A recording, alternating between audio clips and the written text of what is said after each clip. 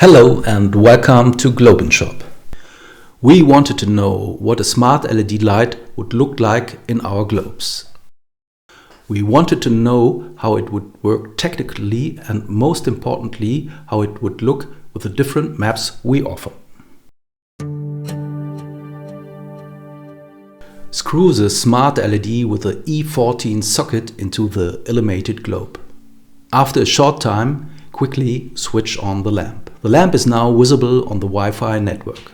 Now install the app.